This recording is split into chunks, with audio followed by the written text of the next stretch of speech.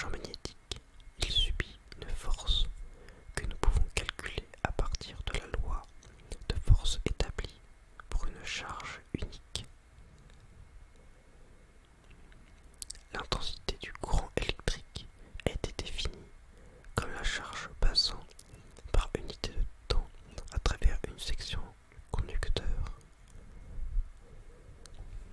Considérons une section droite du conducteur à travers laquelle se déplacent à une vitesse v des particules de charge q.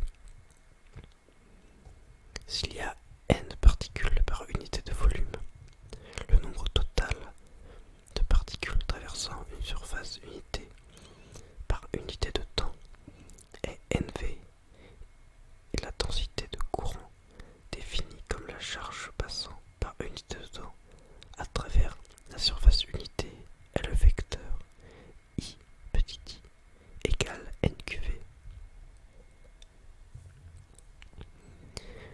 Si R est l'aire de la section droite du conducteur orientée perpendiculairement à petit i, le courant est la grandeur scalaire grand I égale S petit i, qui est égal à NQVS.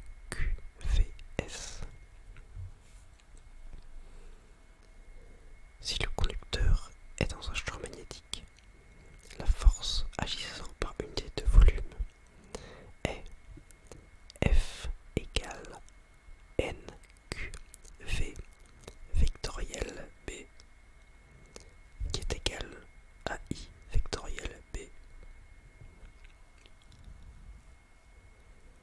La force totale sur un élément de longueur TL du conducteur est TF égale FSTL égale STLN QV vectoriel B, qui est égal à grand ITL vectoriel B. La force TF est donc perpendiculaire au conducteur tel que le trièdre ITL BTF soit direct et que le module de TF et de module TF est donc égal grand ITLB sinus θ. La force F qui s'exerce sur un circuit réel de dimension finie est F intégrale de df par de C. Hop, on enchaîne sur couple magnétique agissant sur un circuit parcouru par un courant électrique. On va voir dans le cas général. Donc, un petit circuit de surface S et de forme quelconque, parcouru par un courant I, possède un moment dipolaire magnétique M égale ISN, placé dans un champ magnétique d'induction B. Ce circuit est soumis à un couple tau égale M vectoriel B et son énergie potentielle est donnée par EP égale moins P scalaire moins M, scalaire B. Prenons un galvanomètre. Donc,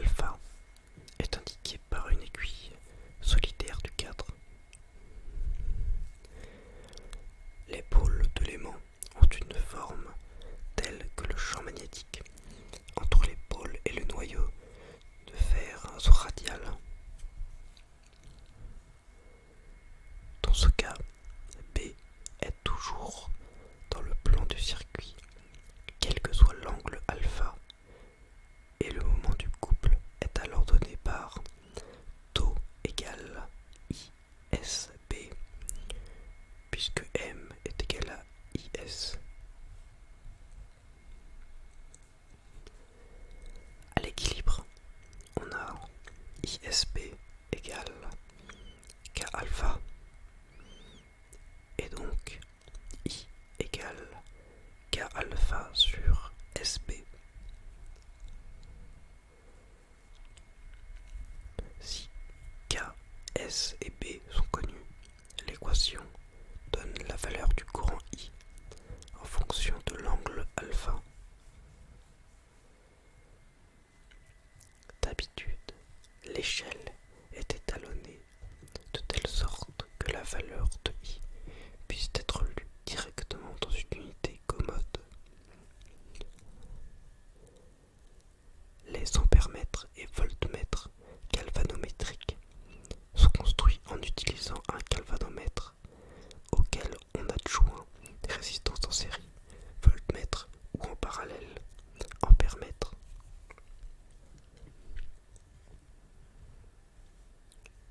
Voyons maintenant les moments dipolaires magnétiques dus au mouvement orbital d'une charge. Considérons une charge Q décrivant une orbite fermée.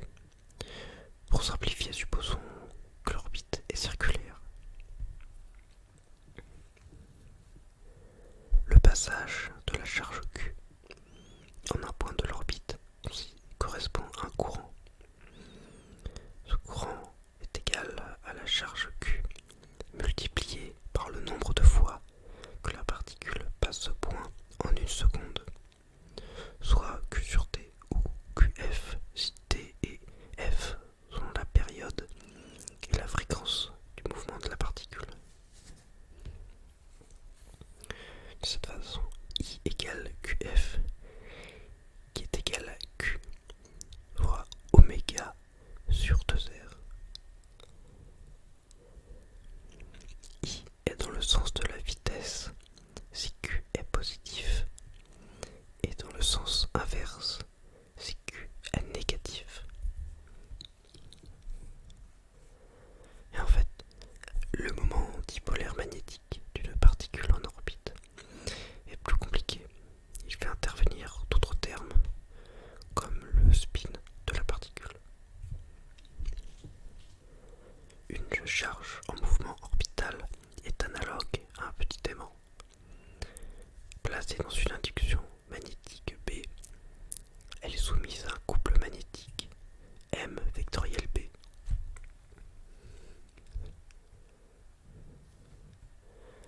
Voilà, nous entrons maintenant dans la partie champ magnétique créé par un courant, les lois de Biot et de Savart. Jusqu'à maintenant, nous nous sommes intéressés aux forces subies par une charge ou un courant placé dans un champ magnétique. Ce champ, en un point M, est produit par d'autres charges en mouvement, aimant ou circuits placés à proximité. Lorsqu'il est produit par un courant, ce champ doit sans doute dépendre de l'intensité du courant, de la géométrie du circuit et de sa position par rapport au point M considéré. Envisageons comment déterminer cette dépendance. Essayons d'appliquer la même méthode que celle utilisée pour le calcul d'un champ électrique. Un élément de courant du circuit de longueur TL, caractérisé par le vecteur ITL, crée en un point M une induction élémentaire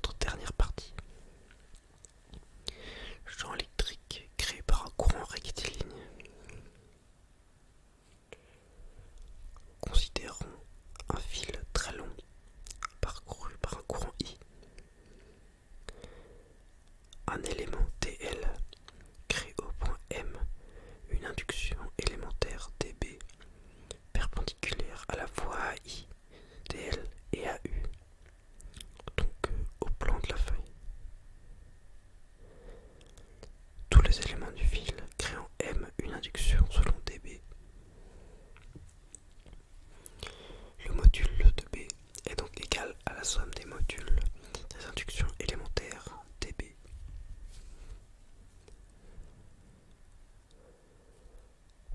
Le champ magnétique est inversement proportionnel à la distance r et les lignes de champ de force sont des cercles concentriques.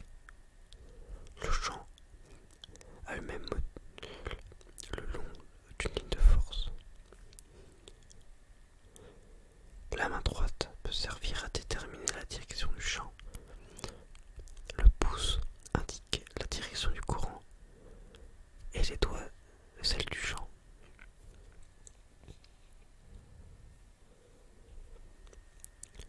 Dans le cas d'un courant rectiligne s'écoulant à travers un fil conducteur, on observe un champ magnétique M, mais aucun champ électrique E.